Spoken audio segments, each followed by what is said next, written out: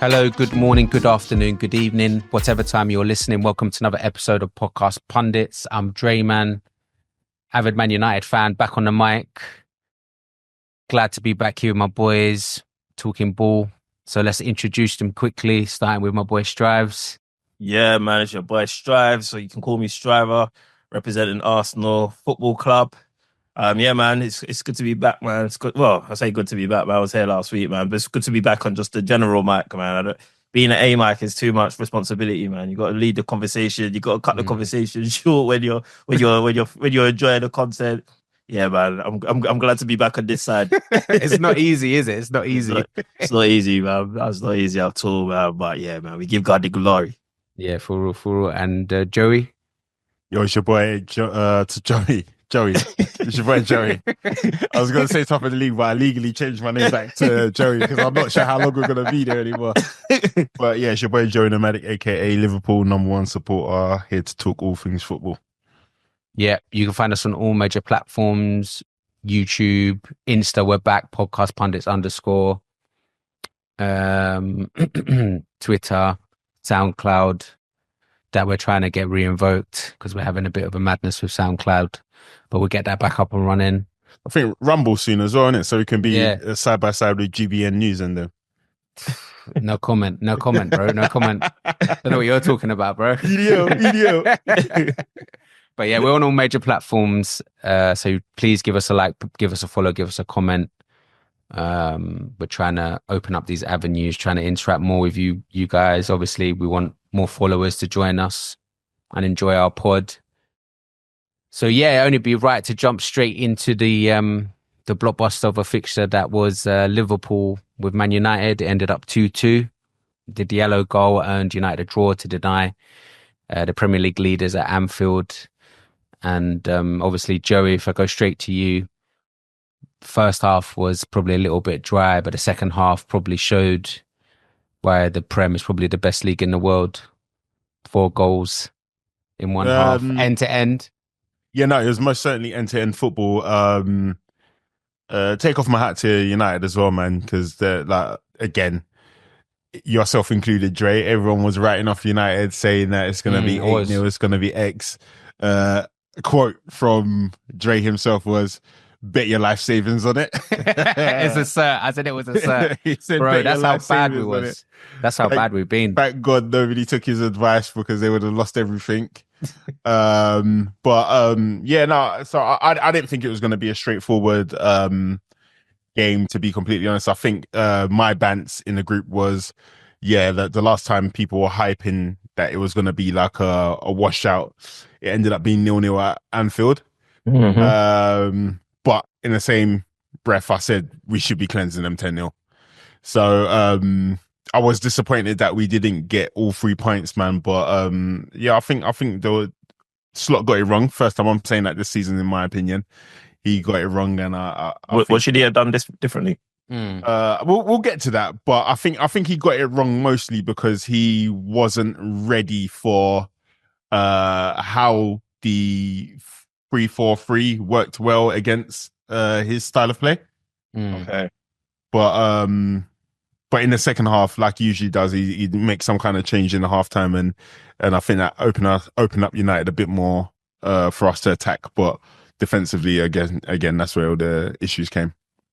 Was it more of a thing that United turned up, or was it Liverpool just struggled to break them down or create as many chances as they usually would at Anfield? Because obviously you had your chances, but I probably predicted you to come more at us, but I felt like we handled you quite well. Yeah, you most certainly did. Again, I think he wasn't able to break down the 3 at the back.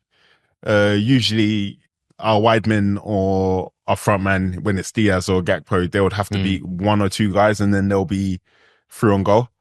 That extra man just proved a bit too much for everybody. And then I think certain people who I've been kind of like singing their praises all season just didn't show up. Shout out Curtis Jones, who he probably didn't have anywhere near a good game, funnily enough, the week before, I was saying how better he is than Kobbie Mainoo. He probably wasn't that great either. Do you think you lot miss Szoboszlai? Would you if Szoboszlai wasn't suspended? Do you think he would have been better to deputise? No, he wasn't actually suspended. He was sick illness, I think it was, wasn't it? Is it? Didn't he get the yellow card? That rendered him. No, that was the game before. Oh, okay. Wait, hang on. Who did he get? I thought it was this game he was. Maybe you're right. Yeah, because he tried to save I felt like him. it was the game before. But either way, it wasn't available. Yeah, he wasn't available. Do I think we missed him? I don't think so because just his engine. Yeah, but I think in every game you're going to miss somebody who presses like that. But that game didn't actually require us to press. If I'm going to be completely honest, that game required us to take control. Yeah, and there were certain times when why I started off with Curtis Jones. There was quite a few times where he kind of held onto the ball to kind of do that thing that he does. You know, the dribbling thing, the tenacious thing, where it's hard to get the ball off of him. Yeah. Could have, like, what I love from him, he kind of was doing it a bit too much, or just doing it in general when United were pressing pretty well, in my opinion, and he got caught. But he's quite press resistant, so that's probably why he's relying on his natural capabilities. 100%. But when you've been caught 2 or 3 times, then I think it's time to maybe just play it a bit simple. Just regain your confidence by doing other things. But he kept on doing it, and then I think that pissed off Slot a bit, to be completely honest. But certain guys, to an extent, I agree that maybe a Szoboszlai would have been beneficial to us. But again, in a game where you're trying to control, I don't know if Szoboszlai maybe he's necessary in turning over possession a bit quicker. But the Man United that we've been seeing this season, we shouldn't have to be having to be worried about. Yeah, I agree. Yeah. You probably went into that game because I think Slot had it on point. He said United have good players, but they're just not been turning up. So you probably was expecting them to not turn up again. No, you can't do that. I think even Slot was a little bit like, obviously I was listening to the post-match interviews and he was refusing to call Manchester United a good team. He just said, they got good individuals. And I don't know, I felt like I detected some sly shade in there. Like, no. Because in the pre-match conference the 2 days before, whenever it was, he was quite positive about Man United, saying that they are a good team. They have good individuals, but they're just not playing well. Yeah, at the time, true. And so he's going to treat it that game with a lot of respect. So I don't think he was complacent. I personally just think he was unable to counter the 3 at the back tactics. Okay. But was it more of a thing of that United? I don't know how can I say it. They were like more or less they were all playing for each other. They were playing more as a team than as individuals. 100%. And you wouldn't expect anything less from Man United coming to Anfield. Yeah, this is probably the biggest derby in English football. I know we've never been alive to witness it because we are of age, but not old enough for us to understand how massive this derby was. But obviously in England, Liverpool, Manchester United are the 2 most successful clubs, and if they go in at it, and they're pretty much neighbours as well. That's true. No matter where you are in the table, back in the day when Liverpool were dead, Liverpool always turned up for Man United. Now that Manchester United are dead, they're always going to turn up for Liverpool. So yeah, it's always going to be a good game. Bro, and if Liverpool win the title, it's equal on league trophies. Yeah, that's right. So obviously I expected them to. Again, people were releasing memes, doing all the business on social media about how Man United are going to get draped up. But at the back of my mind, if I'm sometimes worried about playing Southampton, which I was right to be worried about, I'm of course going to be worried about this Man United game, man. And then bro, I was worried. Of course, I was worried. That's rude, though. What you just said is rude. Why? Why are you likening Manchester United to Southampton? No, I'm not. I'm saying Southampton were bottom of the league, and I was worried about playing them, bro. Because we release opportunities. We give opportunities to everybody to get into the game, and it didn't help, bro. That certain people didn't turn up on the day, bro. Like, and like obviously, I'm talking about Trent. Yeah, like Trent defensively. Put a name on it, man. He's let's talk about it. Because you're talking about Trent. So go on. Talk about this first goal that happened. So the first goal. Okay, so tactically, Ruben Amorim. So I don't even want to say that he tactically overloaded Trent's side of the pitch, bro, because that's just how Man United attack. When you have a wing back, your attacking midfielder or the guy that's playing behind the striker is going to be on either the left side or the right hand side, because that's where Bruno was playing and that's where Ahmad was playing. They were playing right and left attacking midfielder. And then you're going to have the wing back who's going to be supporting in attack. And guess what? Another centre mid is going to come over and support. So when I'm watching this game, I'm in my Liverpool group and people are saying, it's not Trent's fault. Trent's getting overloaded by players. Bro, the exact same thing was happening on the right-hand side for Robertson. Yeah, that's and true. then they were saying, Salah's not dropping back. Gakpo's dropping back. Bro, you don't need Salah to drop back because you've got Konate who's covering Trent. You've got Curtis Jones who technically doesn't really have any defensive responsibility. He can drop back. And you've got Gravenberch who has been playing on the right-hand side pretty much the whole game because he was covering for Trent as well. So I'm not buying it that he was overloaded anyway. So Dalot, as soon as he gets the ball, he decides, you know what, I'm cooking Trent today, bro. Like in every other game that Dalot's played left wing back, bro, he's passed backwards or he's gone backwards. Today he said, I'm cooking this guy. I don't know what made him think he's going to do that, but he did it. He beat him 5 times. Trent didn't have one successful duel against him. And then that's crazy, man. Pile on top of that, Bruno Fernandes decided that after all these years of being a bum, today's the day that I'm going to show up, bro. But I don't think he showed up in any special way. I think, again, every time he cut inside, bro, it was just loads of space for him to run into because, bro, I don't know, on the first goal, if you watch the videos, you probably haven't seen it because your social media feed isn't biased to Liverpool clips like mine is, bro, but you just see all the clips of Bruno cutting on the inside and then Trent. You know, have you seen that video where the people are getting into a concert and it's got that old man security guard and he's just doing that pattern? Yeah, that's it. Bro. If you see how Trent is pressing Bruno when he cuts in and does that reverse Revy pass to Lisandro, he just wasn't he wasn't there mentally, and I've been there before, bro. You know when you go on a night out, bro, with the man and then oh shit, you got a game for Belmont at 10 a.m, bro, and then your team is losing 2-0 in the first 10 minutes, and everything's your fault. You're shell shocked, but all you hear is ringing in your ears, bro. And you just you don't know what's happening, what's going on, bro. So yeah, he was shell shocked, bro. And then you could just see like Vergil was shouting his name, giving him lasers in the back of his head, but this guy refused to make eye contact, bro. I've been there before. Because they were saying Trent had a defensive disaster class. That's what they were saying. Oh, they stopped calling him TAA and started calling him TLP. Trent Lily Phillips, bro. They're saying that he's letting all the man them in, bro. Like that's what I'm seeing. You know what I'm saying? Like, I'm not in your circle. I'm not in your circle of social media. I don't want to see that. I don't want to hear that name ever again, bro. Yeah, that was crazy. He did, and the thing is, he did. Definitely wasn't one of his best games. But for me, even for Martinez to have the courage to like stay up the pitch and then strike the ball like that. Because Martinez has been trash recently. He has been. We all know he's been poor. I've been calling him out as well, saying the last 2 or 3 games he's been awful. What's up with him? Like, what's up? But don't get it twisted, bro. Like, he wasn't good in that game either. Like, I think obviously he scored a goal, but defensively, I don't think he was great in that game. So not too dissimilar from how Trent usually plays, I would say. But the one thing, why do you say you don't think they were great? Because United did look quite robust. No, not United. I'm talking about Lisandro. Yeah, I know, but he makes up part of that though. Him, Maguire, because they seem quite robust at the back. Yeah, because again, when it came to defending, and those guys were suspect, in my opinion, anyway. When it came to defending, and Salah didn't really struggle against them in the second half. I think once Salah conquered his own demons, bro, like the game opened up from him on that right hand side, and that's where Lisandro was playing. But just going back to Lisandro, he attacking, he was decent.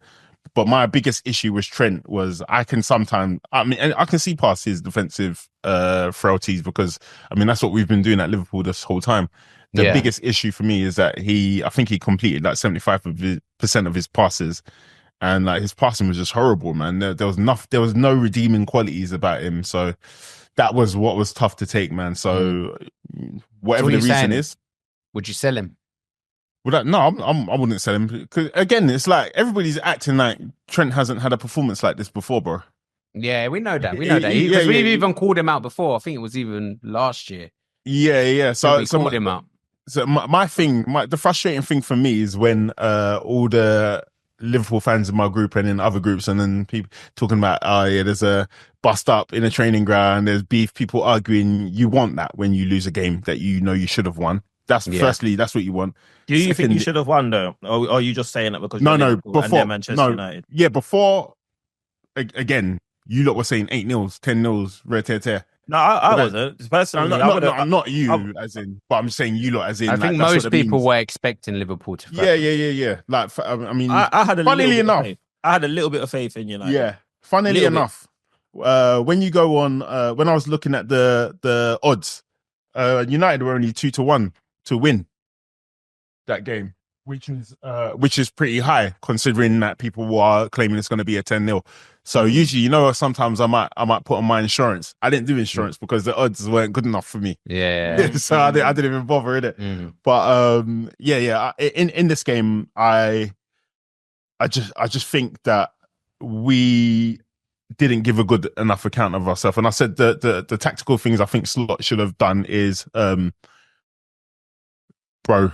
take Trent off before the 85th minute, man. I don't know what you thought was going to happen for Trent.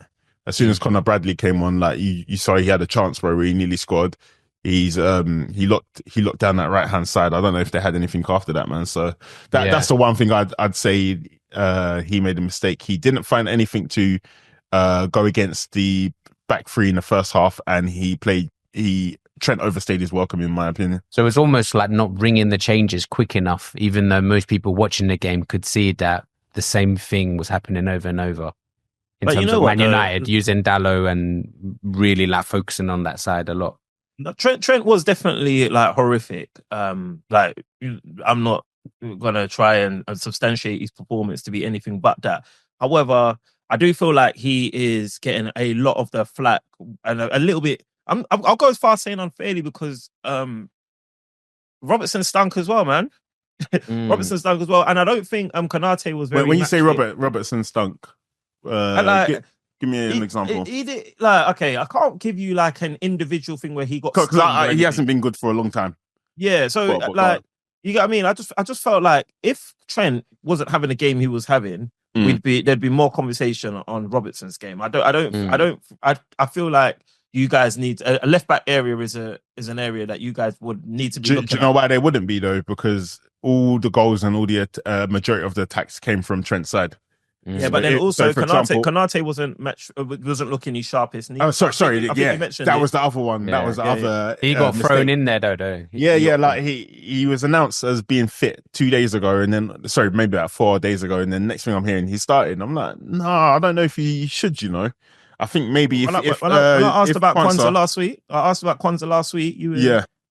felt like you were defending Slot's use of him a little bit last week on last week's episode. What do you mean?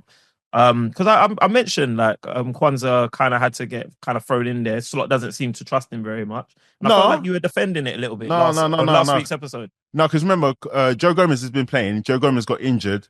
So I'm assuming, like, even in my group, they said Konate has to come in. And I'm like, no, Quansah's got to start, bro. Like, Slot's not going to play Ibrahima Konate straight away. Out for 6 weeks, and you're going to come straight into especially the team match fitness is a big I thought that was an issue, but in terms of what I did say about him is that I think Slot hooked him rightfully in that first game of the season, and he's played a couple games since, but he hasn't played really centre back. I think he's played right back a couple of times and all that stuff, and he doesn't really trust him. But I do recall that. Yeah, I recall that part of the conversation. Yeah, so I just feel sorry. Instead of Robbo, I agree he's been dead, but for me personally, the Ahmad goal doesn't get scored if we have a bit of a tighter side on that, tighter defense on that side. On the first goal, Konate should have been a bit further over. I don't know why he was side by side with Vergil van Dijk, and there was such a big gap. But if you watch that goal again, man, it's like the defensive awareness of Trent is crazy, bro. Because like you see, all these guys are attacking there. Not once did he look left to see where everyone else is. Because He just needs to go to Real Madrid where they don't really focus on defending, man. He just wants to enjoy his life, man. Yeah, I'm okay with that, because you know what, people are. I really don't get this. Again, I said it. Maybe it's because I'm a London Liverpool fan, but this homegrown thing, bro. Like, what? So I'm supposed to serve a prison sentence because I'm born in this area, bro. Bro, let me go and enjoy the rest of the world, bro. Like, what's going on here, bro? So if he wants to leave, bro, man, I'll be happy for him to leave, man. Like, do you know what I mean? If only like Liverpool in that your board and the people at the top kind of had the same kind of mental attitude towards it that you do, because I feel like it has. The way that things are being drawn out, the murmurs you're hearing in the media, the blogs, and etc., seems like it's a little bit distasteful the way that you guys are going about this whole business. Like for all parties concerned, yeah, like it just seems like things are being drawn out, like, or maybe they're doing it because I know you've always said Liverpool do their business behind the scenes, nice and quietly, and then we'll just hear about it once it's done. Unless that's happening, but it just seems like this is being drawn out. Dragging. Yeah, dragging out way longer than it needs to be. It is reminding me of Arsenal sometimes. And, like, I've always had, well, I say always, but I've sometimes had some criticism for, like, Arsenal and the technical direction in our club. And I feel like you guys are kind of mimicking or mirroring some of the things that frustrate me about Arsenal in the way that you're kind of handling this stuff. So. But you know why? Well, theoretically, you know why that's happening is because obviously different leaderships, and then Klopp leaving, and then these guys not wanting to sign a contract at the time because they don't know who's going to be the manager X, Y, and Z. But the one thing is for certain is that these guys are leaving as it stands right now. These guys are leaving in the summer.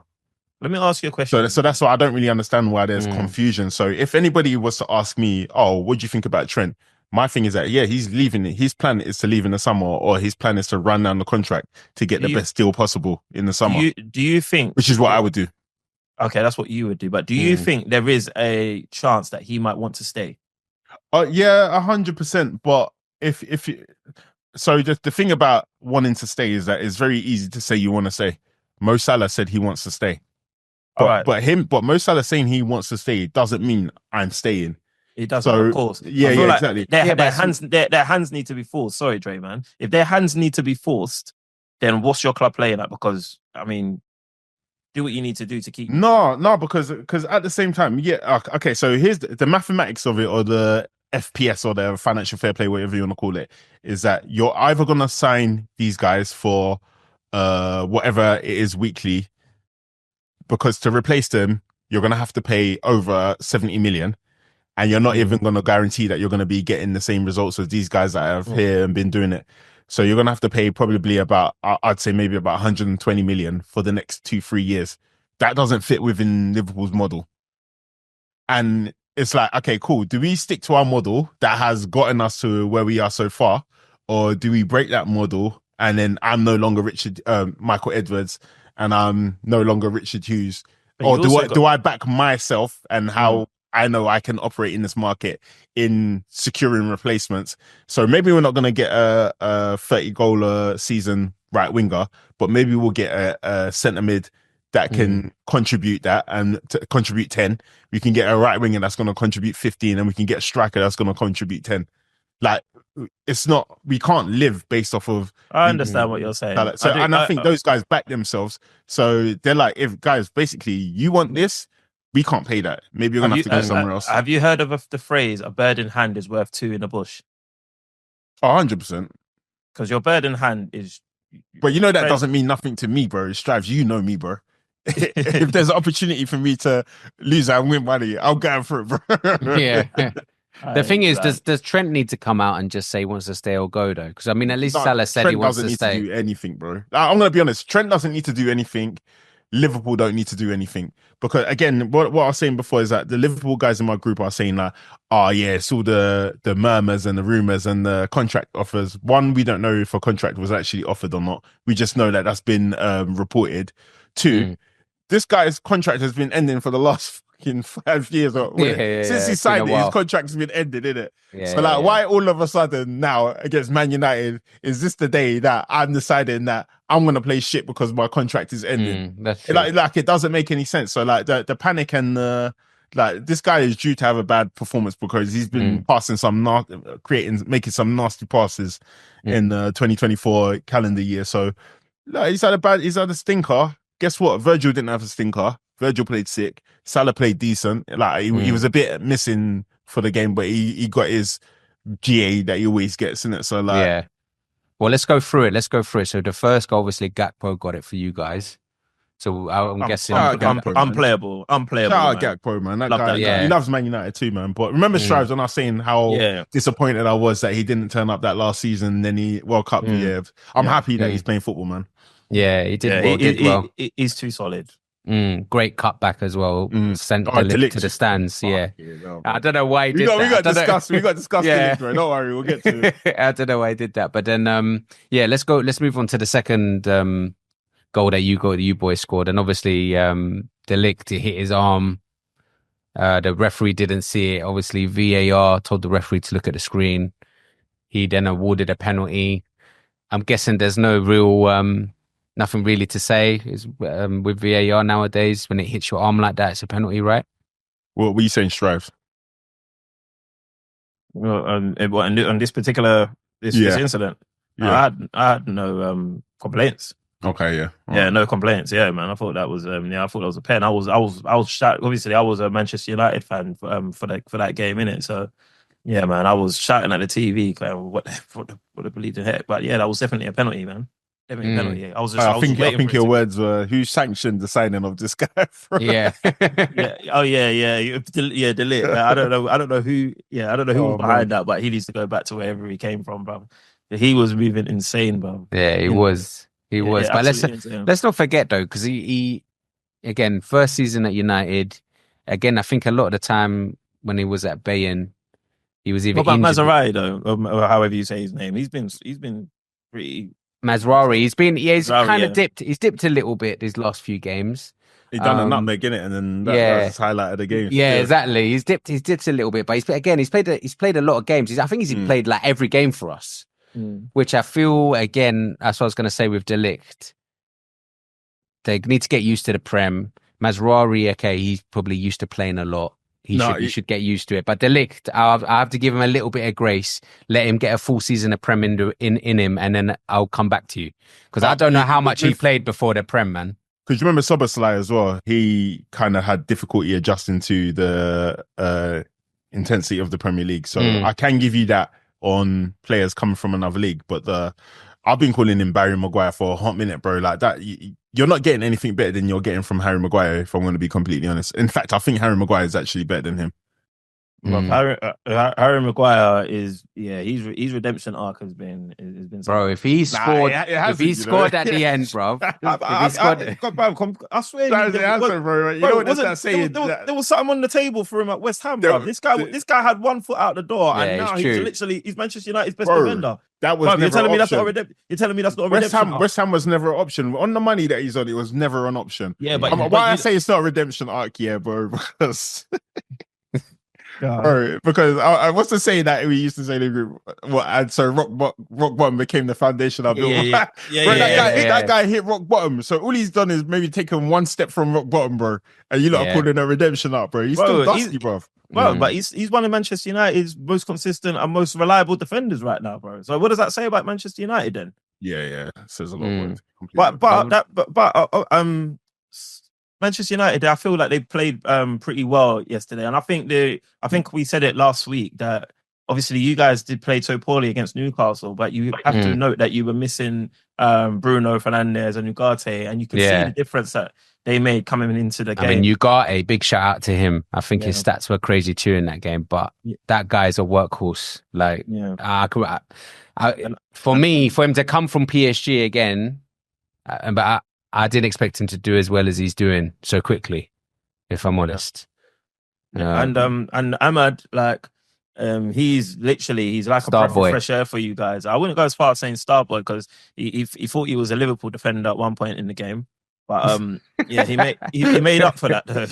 He did. Yeah, redemption at the end. It was sweet. Yeah, but he played well as well. I think he does do a lot of the defensive stuff well as well, Ahmad, as well as going forward, and that's what we kind of need. So, But the thing is, I was just going to bring up as well that there was a part in the game where I think it was Højlund jumped with Van Dijk and it hit Van Dijk's arm, but then nothing was brought about that, man. It was crazy.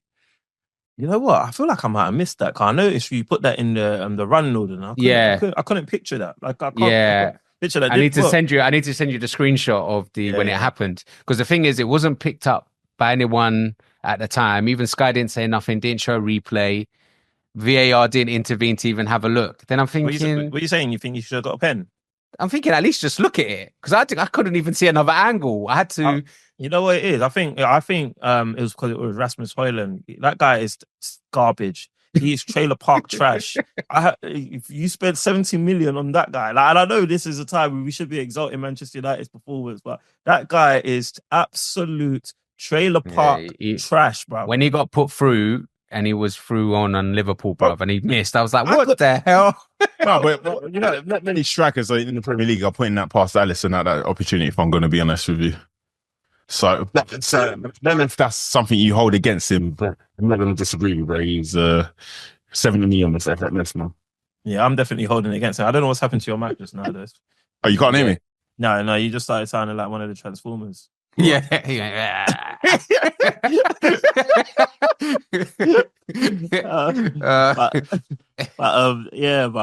And speaking of strikers, Dre Man, talk to me about Xerxes. Talk to me about my boy, man. Apparently there's interest for him to go Juventus, and the door's wide open. He wants to leave already. Yeah, apparently. This is what I'm hearing. His confidence is in the bin, because obviously Maguire should have finished at the end. But for a striker, if his confidence was up there, I think he's taking that shot across goal. That's what I think. Definitely, but yeah. But then at the same time, I'm thinking he probably wanted United to bag the points. So he's probably like, I'm just going to make the pass, man.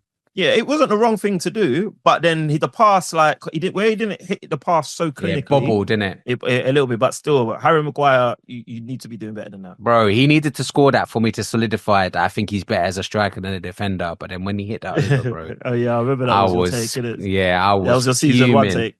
Yeah, I was fuming. I was fuming as well, man. I couldn't believe it, man. But you guys held Liverpool at Anfield to a draw. That's a big result. And let's have it right. One of the massive talking points of the game is this was not only did you score your first goal in like 6 years or 6 or 7 years at Anfield, you even scored 2, bro. Like, yeah, I know, it was crazy. This is a big deal. Like, So I think it goes to show, though, innit, that even United in their worst form to do that at Liverpool, I think that it's tough, but like it shows you that we can actually go in the right direction. We can. Of course, because you've got a result against Manchester City. You've got a result against Liverpool. So you've shown that you guys have got something about you. But is it just a case where you guys are just going to turn up for the big teams? And like Joey said last week, you get a result against Liverpool. You maybe do something against Arsenal in the FA Cup, and then you drop Southampton. You will do a madness. Yeah, you know what I mean. Yeah. I mean, yeah, like it's going to be interesting. Exactly that. I think United have got. Yeah. I mean, I don't know what your fate is. Like I told you last week, if you get just relegated, just to not get relegated at the moment. That's our main goal. Yeah, and but if I was a Liverpool fan, I would be distraught at that that result. I'd be as distraught at that result as if we drew with Ipswich, or like how distraught I was when we drew with Everton. I'm just saying, yeah. I know Joey's trying to play with his new equipment. Yeah. But yeah, bro. I was going to say as well, what did you guys think of the Núñez challenge on De Ligt? Before we end this, I think Núñez needs to find a new club. And I'm not a Liverpool fan, but I speak on behalf of... Bro, you spoke about Højlund being trash, bro. This guy might be up there. Yeah, but on behalf of Joey Nomadic and all our Liverpool listeners, bro, Darwin Núñez, his time's up. His time's up. You gave them a good season last season. Your time's up now. What are you saying, Joe, about Núñez? Joey? I don't even know if he can hear you, man. Yeah. Sorry, you tapped out. No, Núñez. He's got to go, man. He's got to go. Yeah, bro. How can you come on and all you have to offer is a red card, bro? Yeah, that was crazy. Yeah.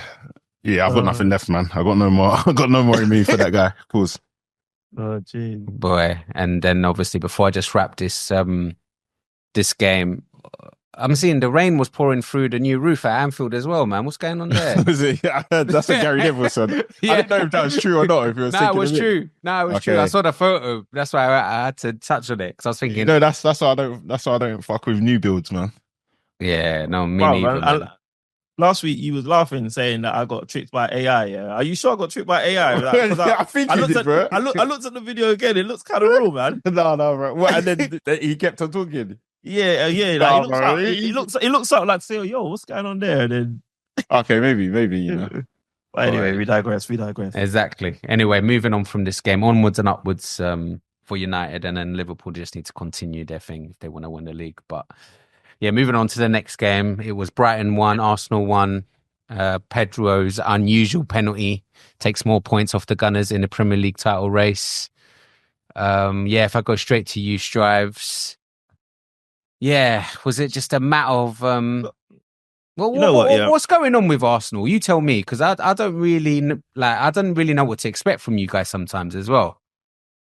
Right, so it's a funny one because every time like Arsenal drop points or we draw a game, the story's always the same. It must be mad boring as a rival fan to hear. Oh, mad injuries. Oh man, a referee. It must be mad jarring, like because it feels jarring saying it. But yeah, with that being said, there is an element of there is truth in these statements and these claims that you probably hear from a lot of Arsenal fans around, because we are literally, like, I think I said it in last week's episode, or at least one of the previous episodes anyway, that I feel like we're the guinea pigs for just new trials, new tests, new experiments, like new refereeing, officiating experiments. That's how I feel. But look, I'm gonna compartmentalize that, and I'm gonna put that to the side, because what I want to focus on is the real reason that I feel like this is happening to us, and it's because it's what I've always been telling you. We are lacking a striker. We are lacking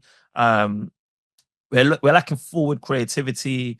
We're lacking we're a well-oiled, well-drilled systemized team, well coached, but we lack that brilliance. With Saka out as well, where's it coming from? Ethan Nwaneri, okay, bro, he gave us a goal. Gave us a goal just after 15 minutes. Tidy. And then we lose him at halftime, another injury. At first, I thought it might be because he was on a yellow card, and I was even commending Arteta, saying, you know what, he's got his 45 minutes, he's got his goals, we've got enough on the bench in Odegaard and Martinelli. Let's tie this game up. But ultimately, that was just optimism speaking, because we just didn't have enough. Like, we don't have enough creativity there, and it goes back to the complaints and the issues I've had from way back when, from the transfer window, when I said that we needed to bolster our squad. Like, I feel like Arsenal are so close to being unstoppable. Like, even now, like I don't know if you man would even think it, but I think we are level on points at this stage of the season as we were last season. Now, that might read as good to some Arsenal fans and to some listeners, but to me, this point last season, I was distraught again, because we'd had the worst December that we'd ever had. I remember last year Christmas, last year New Year's, I was depressed, because football means a lot to me. Like, my team puts me in moods. Like, you know, my daughter will sometimes avoid me because of football, because it's like, yeah, he's not in the mood. You know what I'm saying? So December was a poor. By the way, that's a good trait to have. Let me just say that, because when my wife is going, oh yeah, you guys have scored, but you know that you gonna like concede 2 goals at least. Yeah. No, yeah, that would send me round the bed. Exactly. Yeah. We don't need any prime reference numbers right there. I joke. But what I am saying though is that's a rule. Yeah. Anyway, continue, bro. Well, what I am saying is, bro, like I didn't really think like even last season was that great. But when you do put it into perspective, we finished 2 points off the pace last season. And when you think that, wow, we're literally matching it form for form, you do think to yourself, all right, cool, the wheels seem like it's falling off at Arsenal, but is it?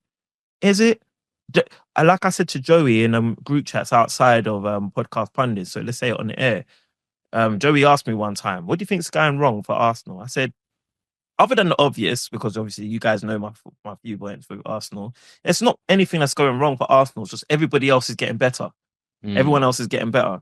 And when everyone else is getting better, that's why you cannot pass up on opportunities to reskill, to bolster your squad. And I feel like we may have been a little bit arrogant and complacent in that summer window. And we've got another opportunity now. We've got another opportunity. And I always said, by the time January window opens, let's just be within 4 points of Liverpool. We squandered that opportunity by drawing with Brighton, yeah? To be within 4 points of Liverpool, having now known that Liverpool dropped points against Manchester United. So Liverpool are 6 points ahead of us, I believe, with a game in hand. Is it? No, 5 points ahead of us, is it? Or is it 6? I can't remember. 6 points, I think. Yeah, 6 points ahead of us with a game in hand. And we got January window. What we do in January window will dictate what happens with the rest of our season. At the moment, if you ask me, I think the Premier League is beyond us, but we are still in with a little bit of a shout. The only reason why we're in with a bit of a shout is because if there's any other team that can bottle a lead like Arsenal, is Liverpool FC. Yeah. So if they do so, let's hope we're the ones that creep in the door, because this happened before when someone bottled it. I think it was Tottenham bottled it, and then instead of us capitalising, Leicester won the league. You know what I mean? So I wouldn't be surprised if Nottingham Forest won the league or something, or some bullshit like that. You know what I mean? Because I just don't trust Arsenal to capitalise these days, because every time we're trying to capitalise on either a postponement, drop points, we just don't seem to be able to do it. We've drawn 7 games, and I think 5 of them we've been from winning positions. As we can blame the referees, we can blame the injuries, we can blame certain aspects, FA PGMOL, as much as we can, but at some point we also need to take accountability. Yeah, and I think we need to take accountability and address that in January. I hope I answered your question there, Dre Man, but what's going on with Arsenal, that is, for me, that is what's going on with Arsenal. Because we'll go on to the penalty in a bit, but for me, even if you let in a goal like that last year, I feel like you still had answers you could still answer people by scoring more goals. You still had something in you to push on and just grind out that result. It is worth noting, Bukayo Saka is a massive miss. He is a massive miss. Now, obviously, Gabi Jesus, he's finding some form. Trossard, I don't think, played very well. Martinelli was okay. Odegaard came on. He didn't look any much better than Reece Nelson did when he played for us last season. He was trash. But I was ruining the absence of Ethan Nwaneri. Like, how bad is it that you're ruining the absence of a 17-year-old who's just breaking into the team? That just goes to show, man, that we need to bolster our attacking department. But it was an injustice, that penalty. That penalty was it was an injustice. When I first watched it, I said, well, okay, Saliba, you've headbutted my man. Cool. But then when you watch it again, and I think if I'm in the VAR department, I'm watching it, I'm thinking, hold on a second. He's gone to head the ball. João Pedro was smart. You know, he's flicked it up and he's got a nick on it prior to Saliba. However, seeing Saliba going for the header, he's got a touch to the ball. So he's touched the ball with his head before his head is connected with João Pedro. Yeah. The ball's changed direction, what have you not. It now becomes a clash of heads. There's many, many examples of clashes of heads. You get penalised by way of a penalty. You'll never see it again. Only at Arsenal Football Club. Only at Arsenal Football Club. And then not just that. If it's a head injury, I don't believe I saw the protocol for head injuries followed. Because João Pedro wasn't taken off the pitch, ushered off the pitch. Not only did he stay on the pitch, he scored the penalty. He had the penalty to take, bro. They didn't have time to get him off, man. Bro, there's just a lot of scripted, bro. He's just a lot of precedents being set anytime Arsenal play. He played on that WWF move, man. Yeah. And it's just, I know it probably to some listeners, that's why I tried to provide balance. I wanted to let the listeners know that I get it. Arsenal got some things that we need to improve, but let's keep it a buck. We are still getting bumped. The FA PGMOL, you know what it was? Ever since Mikel Arteta said they were a disgrace and he bust case, they've taken matters into their own hands. That's what they've done.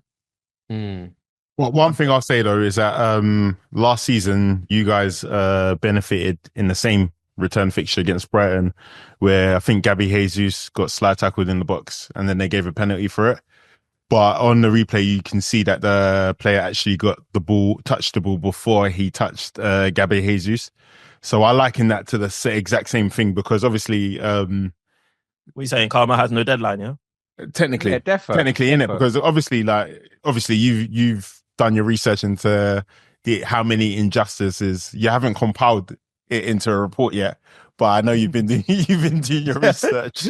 You've been doing your research, but I think what you'll find once you finally publish your results is that what's happening to you is the same thing that happens to every team in the league. It does though. It does. But maybe not in one season, but over since the Premier League started, I'm sure everybody's gotten theirs. Yeah, no, I make you right there. Like you're doing your all lives matter thing again. But I make you right. Like it is happening to everybody, but just not on it's not happening on the scale that it happens to Arsenal. You know what I liken it to. Let's stay on this all lives matter thing. Yeah, let's stay on this all lives. Stop trying to tell me with that paintbrush, bro. You see, my boy, yeah, this is my brother, my boy Dre Man. Yeah, if me and Dre Man are both walking into the store, yeah, we're both walking into the store, they're going to look at me first. I don't know why, but they're going to look at me first. That's what they're going to do. Bro. They're going to do. When I grow my beard, bro, we'll be on par, bro. Or is it the battle of the receivers? I think they'll look at me second, you know, still. But they will look at Dre Man and they will be like, "Wow, what's he doing?" But they're going to look at me first.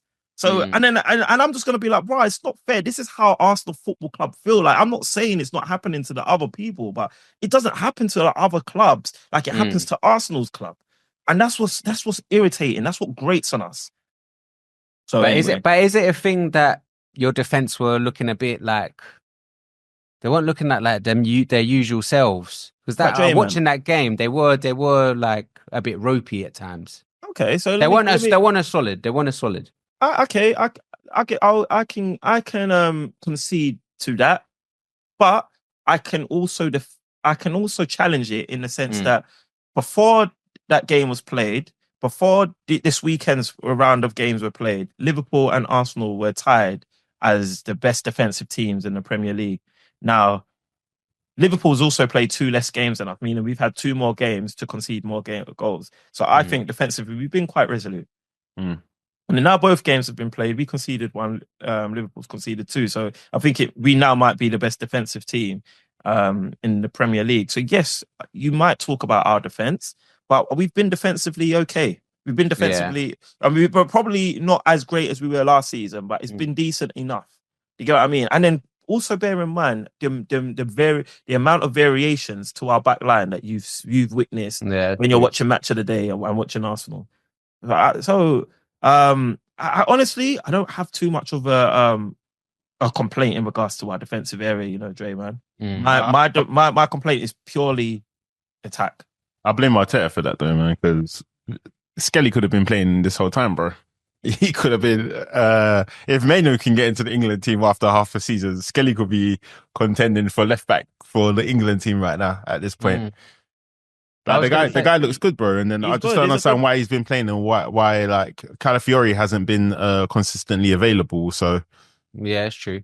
Do you know what I mean? You don't spend money to get Calafiori to just sideline him for MLS, even though MLS is a very good player, like you're saying. But Calafiori is also a good player. No, he is a good player. Don't get me wrong, but I'm just saying, like, in the time that he wasn't unavailable, because obviously you've spoken about how many different combinations of defenders you've had, but he's been there the whole time. So I don't know. Me and B Man, we've been going back and forth about like young players getting opportunities, but when I see a player get injured, I'm expecting to see somebody played in that position, and I'm not expecting to see somebody make like a makeshift put in that position if you have somebody available, bro. Even if they're not that good of quality, just give them the opportunity. Like, for example, Ange played that new goalkeeper in that position, bro. Where's he been this whole time when Fulsa's just been embarrassing your team like that, bro? Yeah, it's true. Yeah. But Joey, you say that as if to say we haven't been doing that. Like, I don't feel like I've worried about our fullback absentee is too tough, because I've always known that we've got someone there. Like if it's not MLS, it's Cala. If it's not Cala, it's Timber. If Timber's because if on the right, to Partey will be deputising. But why's Partey playing right back, bro? Because Tomiyasu seems to be a sick note, a never. But I thought Timber was a right back. Well, so that's what I'm saying. Timber shouldn't have been playing left back if you got Skelly, and Partey's been playing there, bro. Like let Asamoah let Kwame play in the middle, bro. Why you play Jorginho for? I don't want to see Jorginho. I want to see Kwame playing, bro. Yeah, so I know that was some of the criticism as well. Like we had 2 DMs on the pitch, we had like 5 centre backs. It's jarring, bro, man. Yeah. So we are going for the more robust model, and it's not the most entertaining to watch if you're neutral, and even as a fan, I get it, but you know. But and sorry, just one more thing as well. Like obviously there were question marks about Odegaard. He was ill or whatever the reason was, but something that's. People are saying that if he played Odegaard and Nwaneri in the middle, there's not enough defensive nous out of the two of them to cover when one stays and one goes back or whatever to do their shift. But it's just a bit too negative having 2 hold-ins. Do you even agree with that? What you just said? No, I don't because Liverpool play one holding midfielder with Gravenberch, and don't get me wrong, Szoboszlai's got the legs to go back and forth. He's technically like a box to box and can press crazy, and I don't expect the same from Nwaneri and Odegaard, but still I expect something. Yeah, because an Arteta team, a well-drilled Arteta team. And I agree with you there. I think I'm the same, because I think Odegaard has definitely got what it takes to be a deep lying playmaker. And if you're going to be a deep lying playmaker, naturally there's going to be some defensive responsibility that gets placed upon you as well. And I would not give Martin Odegaard the grace to not be able to do that. I would expect him to be able to do so. So. To be honest with you, I think it's just a choice we make. It's not a matter of us being incapable of setting up the way you just suggested, Joey, but it's just a choice that Mikel Arteta is making. But you definitely have players on the pitch that should be able to still turn up and perform. Of course, bro. We're going to make chances. We're going to make chances. We're going to score goals. We've shown that we can do that. We score goals from open play, contrary to what the media will have you believe. We can do all of these things. But what the problem is we're not clinical. Yeah. Sometimes we need more than like 2, 3, 4 chances. And in the Premier League, where the standard of the Premier League is improving all the time, you need to take the chances. Yeah, you're not gonna get 3, 4 chances all the time. Sometimes you just got to be a little bit more clinical. So that's where I revert back to what I said at the top of the Arsenal segment, where I believe that we need to really look at bolstering our attack. Yeah, 1,000,000%, man. We're about to play Newcastle. Jesus stank it up, man. Did he? Yeah, man, he did. He stank it up, man. He didn't do nothing for me, man. I'm not gonna say I wouldn't say he stunk, but I mean, he's just. You would think. I'm saying you'd think on the back of scoring that many goals, he would have. No, but it wasn't just his fault. So like he's making runs and stuff, but because of the way that we're playing, we're not like trying to break that line or put that ball over the top or give him something to run onto. I think he was also like a victim of the style of play that we opted for in that game. Yeah. So I'm not going to be, and you know me, I've people will tell me I've got an agenda against Gabby Jesus. So I'm normally first to criticize him, but I don't think I will in this game. But look, we're about to play Newcastle in the Carabao Cup semi-finals. Yeah, we're you've got about a power fixture, man. You got Newcastle and then United. So yeah, exactly. And we're about to play the striker who I want at my club. I'm not looking forward to it. But look, both clubs want to get this trophy. Both clubs want to, Newcastle need it because they ain't had a trophy for however many years. We need it because we just need to taste a little bit of success to give the boys some impetus to let them know that, look, push Liverpool all the way. So that's going to be a massive fixture. Playing at the Emirates, I do expect a win. I expect revenge. But I expect it. That's me being an Arsenal fan, like a stubborn Arsenal fan. Newcastle are in brilliant form. That's going to be a tough game. Yeah, they're real good form. Yeah. But I was going to say, even if someone like United got a striker before Arsenal, then I'm guessing you'd be like literally. Yeah, I would be. You'd be fuming. You'd be wanting to talk to Arteta face to face. Exactly. And the less said on that, the better. Because I was going to say before I end this segment that also Brighton, I thought they gave a good account because they've got quite a few of their experienced players out as well. They've injected quite a lot of youth in their team. I think their average team age is like 20 or 21 or something. Yeah. But their manager, like, even when they asked him about it, he's like one of those ones. He just firmly dismissed it. He's like, "Oh, we can't bring injuries into it, man. We just." I like their manager sometimes, but the interviews that he gives just makes me think he's a bit of a jackass at times. Like, go on. Why? Just some of the things he says. Like whenever he's talking about, like some of the injustices that I spoke about in this segment. Like when he's asked these same questions, like he always seems to just be like, just say he didn't see it. Just say I didn't see it and keep it moving. Like he's always just literally standing up to say, nah, these things were right. These went in our favor. These things should have happened. He makes me sick. Because he said that the penalty was he just like even in the other game when they held us to a draw, like when we got a man sent off, this guy was substantiating why João Pedro should have stayed on the pitch versus Declan. He just gets on my nerves, man. He just gets on my nerves. But well, that was their first penalty. I think it's their first penalty of the season or something like that. Oh, was it? Yeah, something like that. But yeah, along them lines. Cool. We'll move on from the Arsenal segment. We'll move straight to the next game, which is it was Tottenham 1, Newcastle 2. And there's controversy around Gordon's goal, which helped the Magpies' 6th straight win. If we just jump straight to that, I mean, I thought it was clear as day that it should have been a handball. But obviously VAR. Joe Linton might be the biggest tug in the Premier League. He gets away with whatever he likes, man. I don't know if he's got some henchmen on that pays people a visit, but I swear that was back-to-back handballs, and this guy's not been penalised against your club and against Tottenham now. Who United? You mean? Yeah. Remember the one against United? The first Joe Linton's goal, I think that came off his hand, bro. Oh no, I can't remember, but yeah. Yeah, and then the one against Spurs. That was pathetic, man. Yeah. I mean, I know De La Strada was speaking up in the group saying, obviously he's missing. We'll come back De La Strada soon, man. But yeah, he was talking up in the group saying that something about his hand was in a natural position and hand, according to the rules, innit? Yeah, according to the rules, that's what they said. But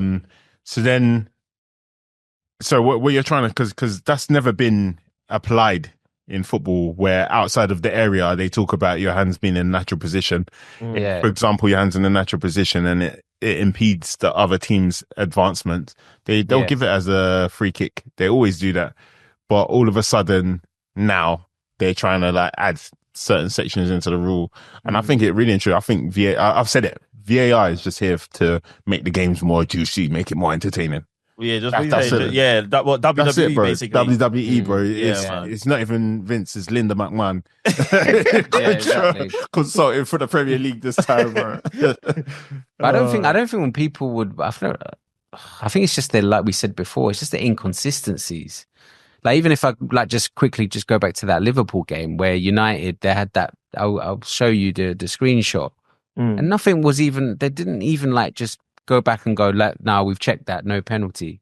It was just completely referee didn't see it, games continued. Yeah, you're really onto this VVD handball, innit?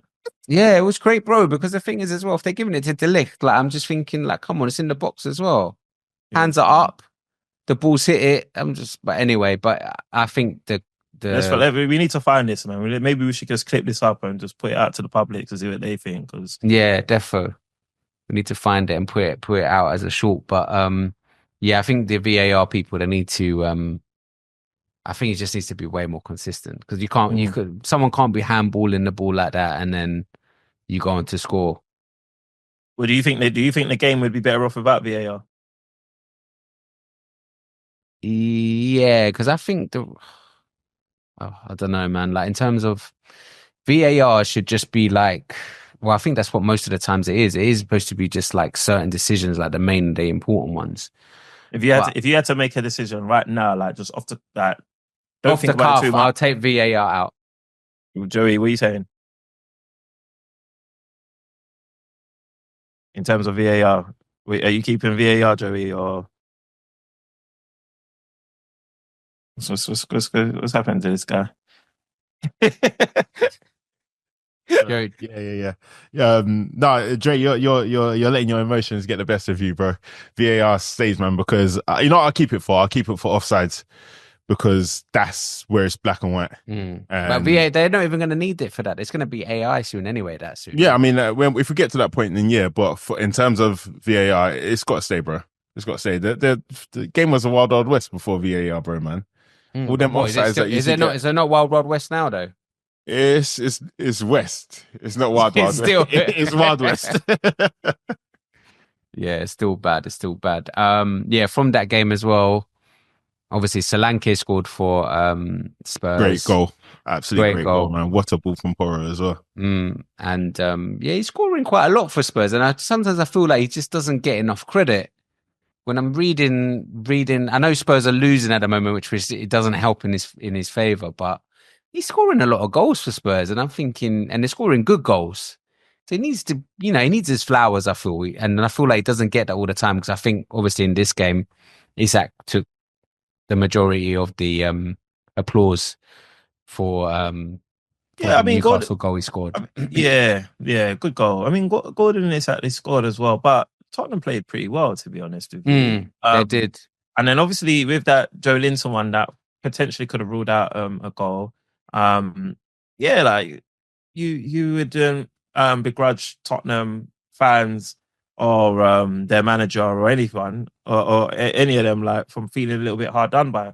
Although there is an argument on the other side that Kulusevski literally took Gordon out like in the penalty box, his whole face off.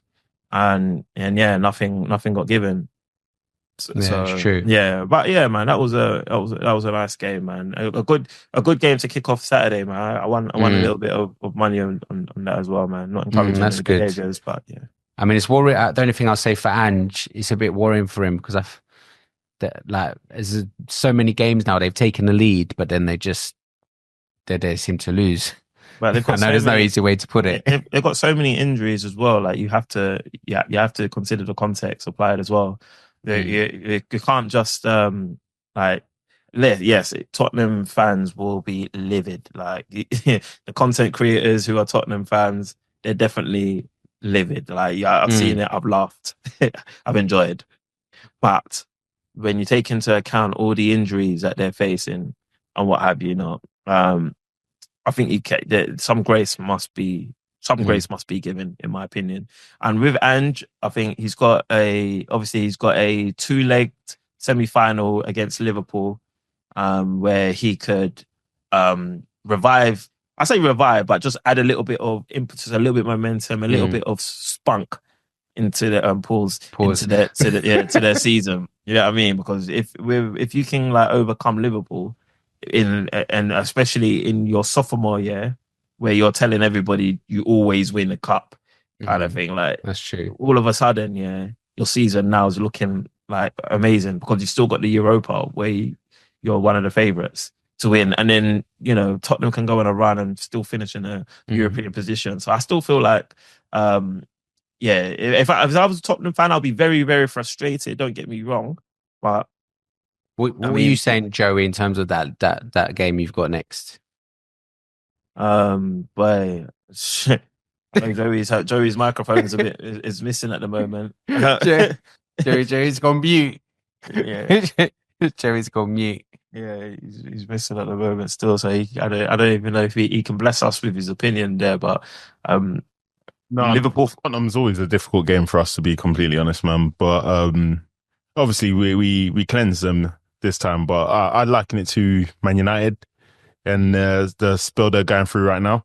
Yeah. I expect Tottenham to try and give it a good go and to increase their levels for us. But at this current rate, I expect us to be getting points off of them whilst they're missing all their players. over 2 legs as well. Yeah, over 2 legs. I think we should be beating them twice over 2 legs, with all the players out, basically. But let's see. Yeah, cool. And then let's moving quickly on to the other games that were over the weekend, the big ones. So we had Man City 4, West Ham 1. So City back to winning ways, trying to turn things around in 2025. It's my blood, boy. Yeah, man. Manchester City, like one Liverpool fan I'm in a group with, he was like, he says he didn't mean it this way, yeah, but he was saying stuff to me like, "Hey, yo, watch your back, like don't lose out, don't lose second place to Manchester City." I said, "What?" I said, "You've gone as far as disrespect to Manchester City, saying don't lose second place to Man." I said, "Bro, you need to win this Premier League now. Make sure you win this. How dare you out of City?" Bro, I personally, I don't trust that Manchester City team.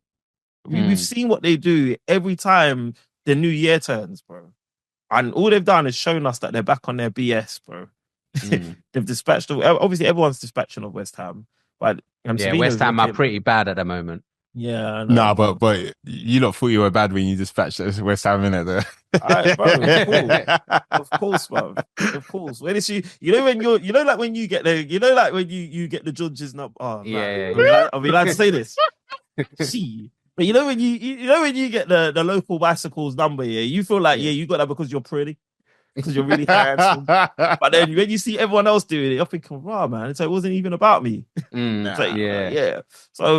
West Ham they're freeing that up to everyone, kind of like how Trent was against Manchester United. All right, come on, all right. I see where this is going. So Højlund scored as well, 2 goals, first time in over 3 months. So. Yeah, I don't know. I mean, yeah, if you can continue that, he needs it.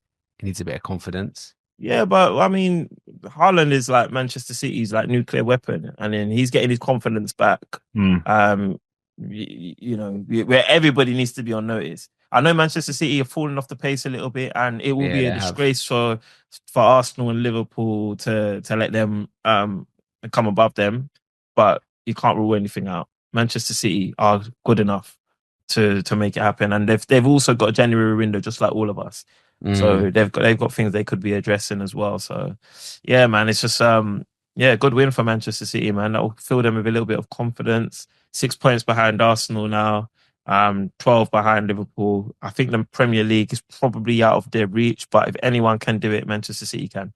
Yeah, Savinho had a good game, and Foden scored. I know it's a tap-in, really, but Jesus, he needed that. Was that his first goal in the Prem? Yeah. People are comparing him to Saka when he got that goal. Wow, how can he do such a thing? Anyway, moving on from Man City. Lastly, it was Palace 1, Crystal Palace 1, Chelsea 1. Again, another draw for Chelsea. Are they slowly coming off the boil? It's like I said earlier, man, the Premier League, the levels are really high.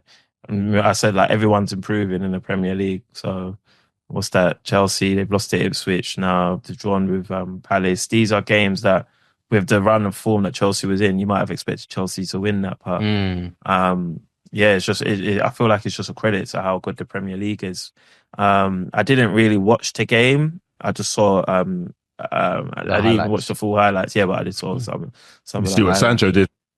Yeah, I saw what Sancho did, but it's just Sancho though. Nah, I don't know if it's just Sancho. I think it's more just United, man. Yeah, 100%. I think he's flourishing again.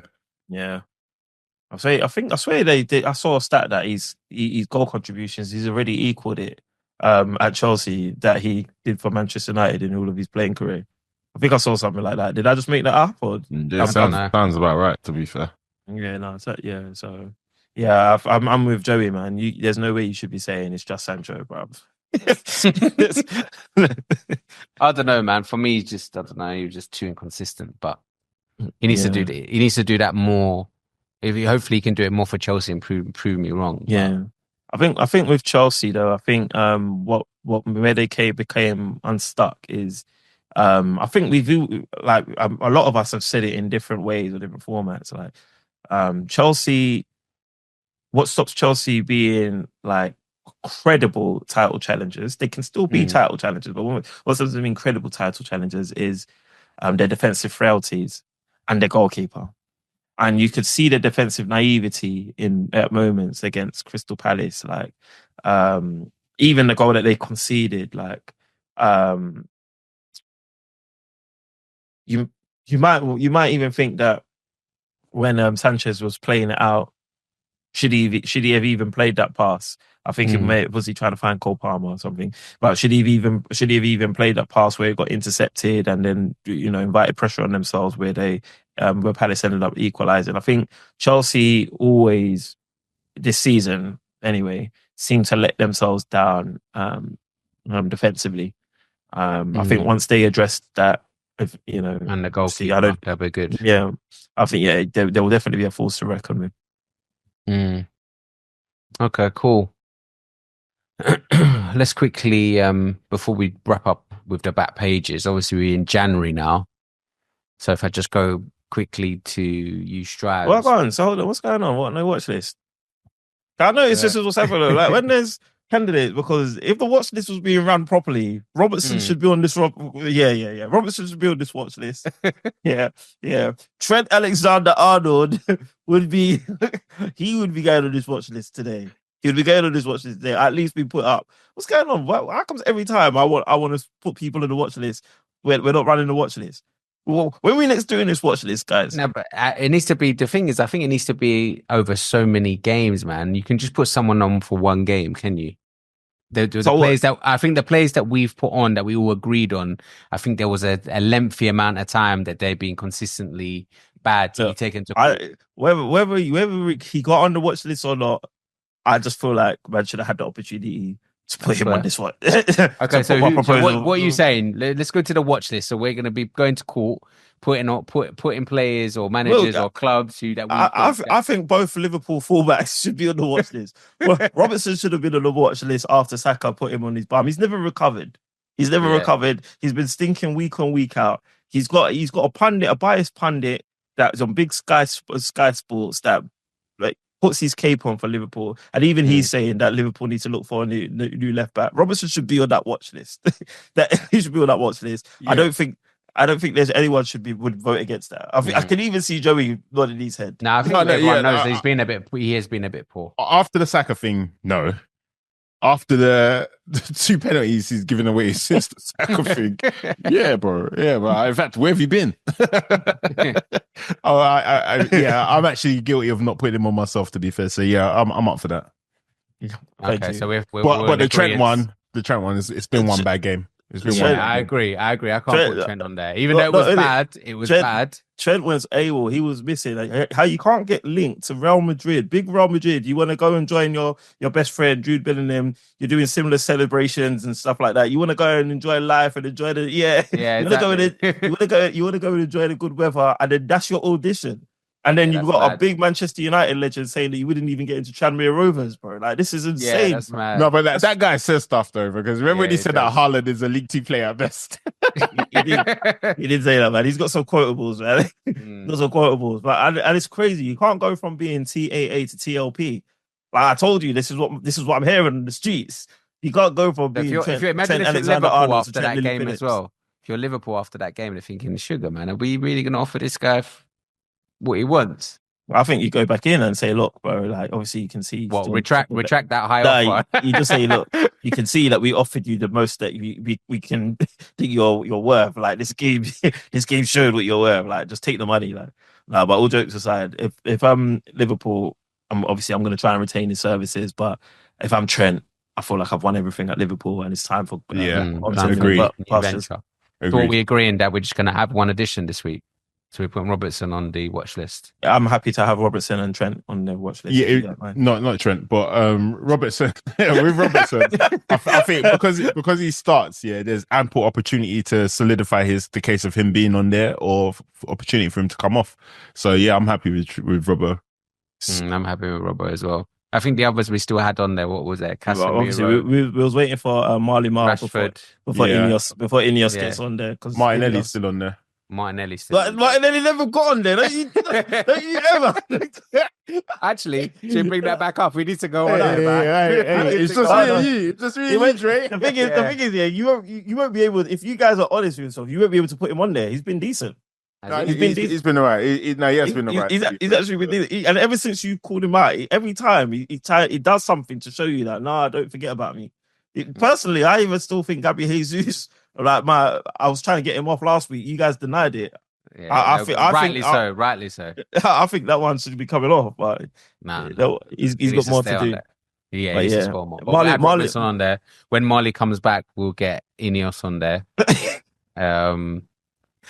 But yeah, it'll be difficult. If Marley Mark can pull off the defense of all defenses to keep Ineos off that watch list, yeah, I'll say he's a G. It's gonna be difficult. It's gonna be difficult. But yeah, before we go to the back pages, just quickly, if I just go around the room and just say, well, in terms of the transfer market, we know it's open. Strives, if you was in charge at Arsenal and they said you can only bring in 2 players, what positions are you bringing them in? We know one of them's going to be a striker, right? Yeah, 100% striker. And I'd bring in somebody either on the left or on the right. Someone that can do either. I'd probably bring in Mbomo, someone I feel like he's ready. I feel like he's ready to move on from the likes of a Brentford and play a part in a bigger team. Someone like an Mbomo or you know what? When we were linked to Cunha is that how we pronounce it? Yeah. Cunha. I didn't mind that as well. I didn't mind that too. I know he's quite similar to Gabby Jesus and stuff, but I like him. I like him, Pauls. So I didn't mind that. So yeah, I would bring in someone like who can play forward, left or right, and then striker. Bring me Isak. Bring me Gyökeres. Bring me. Who else could you say? Because they were saying, I can't remember who was saying. It might have even been on Match of the Day. They were saying in terms of the price. I don't care. Arsenal wanted to buy. Exactly. You guys are paying. They're saying about 150. I said 150. We had a debate about that. I said, do you remember 150 if you have to, bro, man? That's the missing piece. Yeah, 100%, man. And you'll probably get a discount on that. Like Newcastle will sell for 100, man. Why? I don't know. Yeah, they don't need the money, bro. I don't know why, but they will. And if they don't, then give them an extra 20. Say 120. Let's call it quits, man. So wasting my time and just bring the guy home. For Liverpool, we need I'd say we need a left back and we need a striker. Striker, not DM. No, I don't think we need I don't think we do need legs in the middle, but Gravenberch has proven that it was a bit of a hype, and I think the fans were overexcited. But we need some legs in the middle. We have got Endo and we can play a different style technically, but I'm just thinking. Technically, we don't actually need anything right now because we're top of the league. So that would be crazy for me to say we need something. But if we kept the free contract rebels and we were to get somebody, I would get a left back in and I would get a striker in and then probably get rid of Núñez. Okay. That is. Yeah. I know London Athletic that's been on the podcast, he would say similar. Yeah. What about you then, Dre Man? I would say in this window, a striker for sure, if we can get one. And then probably I'd say a centre mid. Just because I think if we'll try and get rid of Casemiro and Eriksen kind of in the middle of the park, we don't really have players that can sort of fit in there. I mean, we can go for other players in other areas, but I feel like there's enough those are your 2 priority areas. Yeah, 2 priority areas, yeah. Yeah, okay. Cool, man. Yeah, and then before we end this episode, Strives has already logged off. Thanks, man. You did well, though. You did well. Yeah. You did well. Let's just quickly do the back pages. If I start with you, Joey. Nah, Jerry's not having it. He don't even know who wants to put on back pages. He wanted to put Trent, he said, apparently, but no. Oh, jeez. He's tough night, man. Hey, my camera's doing crazy. Let's stuff, go with you, Strives, quickly. Yeah, so I'm holding my camera at the moment because it just keeps falling. All right, so my back page is gonna go to. Oh, who can I give it to? Pause. I am going to give my back pages to. Can I give it to like an entity? I want to give it to Manchester United as a football team. You can. Yeah, man. I think that was like not trying to just like milk it, but I really feel like that result was like can really lift your whole season. It can really lift your whole season, and I think Manchester United deserve the back pages. Shit, man. Sorry about this, guys. But back pages Manchester United, man. I hope you lot don't win your FA Cup game. Oh God, that's going to be a good game, by the way. Joey, nah, no back pages, none this week. Here we go. He's gonna put us in the chat. Well, he puts it in the chat. I'm gonna go with the Man United manager this week. Go with Ruben, because I think he one of those managers that he just gives it to you real in the interviews after, where he's like, he said he was happy with what happened at Liverpool, that they turned up, but he said he's still disappointed that all the players ain't been turning up at all the previous games, and there's a lot of work to do. And I think that's the first time they've actually had, I think he's had a week to train with him properly to do his thing. So yeah, it's been Sorry, I'm going to give mine to oh, you're back. I'm back. I'm back. I'm going to give mine to Nuno Espirito Santos. I think his full name is. Oh, yeah. Yeah, he's just won, obviously. Joint second. 3-0. Think so, yeah. Joint second with Arsenal. This is his first full season at Nottingham Forest, and obviously was sacked not too long ago at Spurs, man. So it just goes to show how toxic Spurs is as a system and how talented he is as a manager. After I disregard the Spurs period. So if you just look at the Wolves progress he made and the Nottingham Forest progress he's made, he's a quality black African manager, man. Can I just say that they're not joint second, they're third? They're joint second. No, they're not. On points, yeah. 40 points. Yeah, but goals difference, they're not. So they're third. Joint second on points is what I said. No, you didn't say on points. You just said that. That's what I'm saying now. Alex, that's what I'm saying now. Alex said that. It don't matter. Let these boys continue. What is it? The battle of technical difficulties. Yeah, exactly. Let them continue it off the pod, because they'll battle each other out. One won't see each other and the other one won't hear him, but we'll be back. We'll be back anyway, the same time. Hey, Happy New Year, people. Week. Happy New Year, man. Happy New Year, Happy guys. New Year 2025, and we'll see you next week. We out.